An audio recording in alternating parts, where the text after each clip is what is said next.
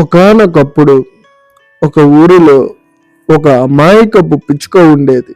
మనసులో ఏ కల్మషం లేని ఆ పిచ్చుకకు ఒకరోజు ఒక కాకుల గుంపు పరిచయం అయింది.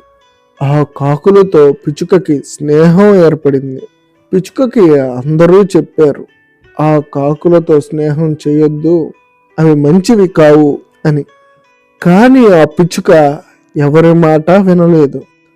ఒకరోజు కాకుల గుంపు ఎటో వెళ్తూ పిచ్చుకను కూడా తోడు రమ్మన్నాయి. అమాయకపు పిచ్చుక ఎక్కడికి ఎందుకు అని అడగకుండా ఆ కాకులను గుడ్డిగా నమ్మి వాటితో వెళ్ళింది. కాకులు ఒక పొలానికి వెళ్ళి అక్కడి మొక్కలను ధ్వంసం చేయసాగాయి. అది చూసిన పిచ్చుక నిస్సహాయంగా ఏమి చేయాలో తెలియక అటు ఇటు గెంతుతూ అక్కడే ఉంది.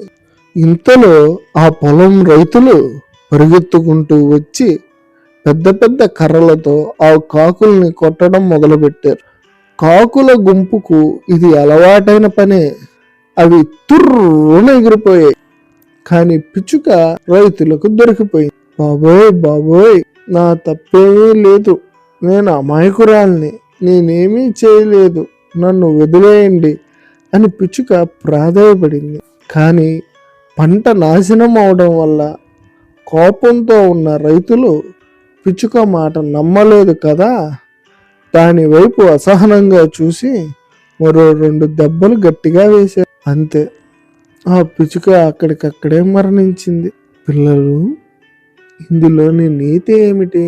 ఇతరులు మన మిత్రులను చూసి మన గుణం ఏమిటో నిర్ధారిస్తారు. మనం మంచివారిమైనా మన మిత్రులు చెడ్డవారైతే మనల్ని కూడా చెడ్డవారుగానే చూస్తారు.